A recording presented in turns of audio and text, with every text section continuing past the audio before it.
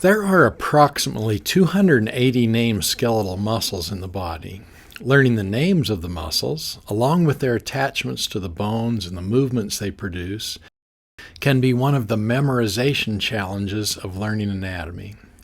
In fact, it is typical in anatomy to see tables like the one you see here, detailing the important features that one needs to know about skeletal muscles. Considering the large number of skeletal muscles in the body, this can be a daunting task.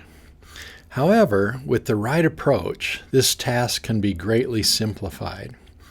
In this presentation, you will learn how to use word association, visualization,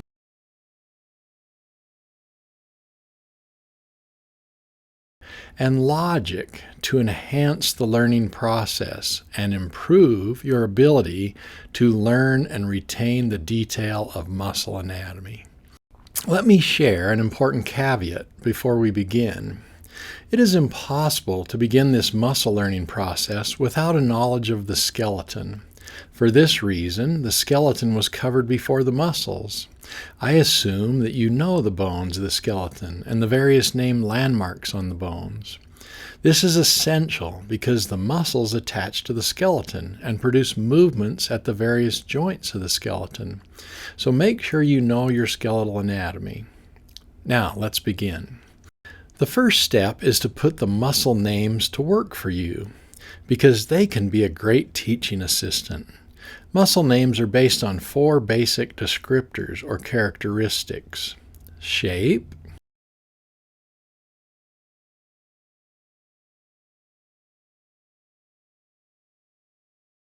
size. Size typically is used to compare a group of similar muscles. If there is a major, there is a minor, or if there is a longus, there is a brevis. Location. Note in this example how the location name also informs you of its proximal attachment. Supraspinatus attaches to the supraspinous fossa, so you learn 2 things by learning the name. Function. Again, note how you learn 2 things by learning this muscle name: its name and the action it produces when it contracts. Step 2. Visualize the muscle. Study a picture of the individual muscle and form a mental image of it in your mind. Try to picture it on your own body and attempt to palpate it to determine its location and association with neighboring structures. As you visually study the muscle, note where it attaches to the skeleton and describe the osseous landmarks to which it attaches. If you can form a strong mental image of the muscle, visualize its relation to the skeleton, and picture its position on the body, then the learning process becomes a descriptive one, rather than rote memorization of lists and tables of words. With a good visual picture of the muscle, understanding the joint movements the muscle produces should follow fairly naturally. Once again, you must know the joint movements. Keep the following 3 things in mind when thinking about the movements muscles produce. 1. When muscles contract, or in other words, shorten, they move joints to bring their proximal and distal attachments closer together. This is why it is important to understand muscle attachments. 2. Note the path of the muscle as it crosses a joint, especially at the extremely mobile ball and socket joints, because understanding the path allows you to describe the movement that will occur at the joint. 3. Understand that a muscle can produce an action at every mobile joint it crosses. Step 3. Group muscles that share characteristics in common. Many muscles have attachments and actions in common. Grouping muscles in this way encourages thought and simplifies learning. Also, muscle groups from similar regions of the body often share developmental origins and have the same nerve supply. Now, let's work through this learning process with a muscle. Let's try the biceps brachii muscle. Once again, begin by making the name work for you. Biceps is an adjective that translates as two heads, while brachii is the genitive of brachium, or arm. So the name paints an image in our mind, and we see a two-headed muscle in the arm. Next, study pictures of the muscle. Note its relationship to other muscles. Visualize it on your own body and try to touch it.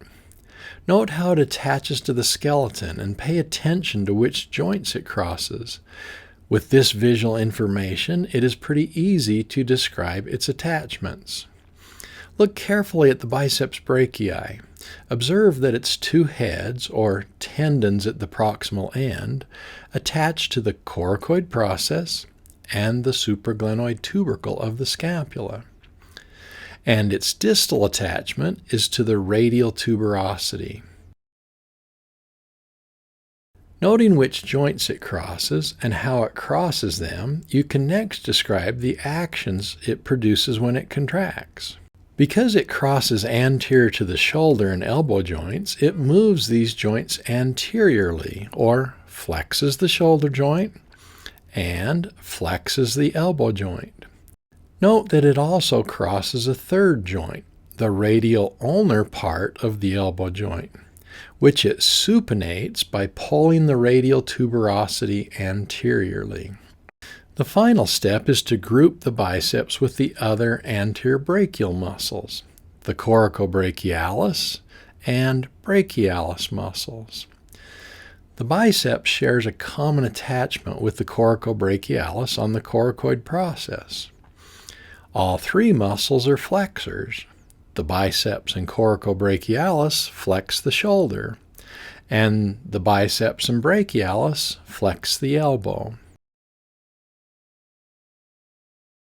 The musculocutaneous nerve is the common nerve supplied to all three muscles.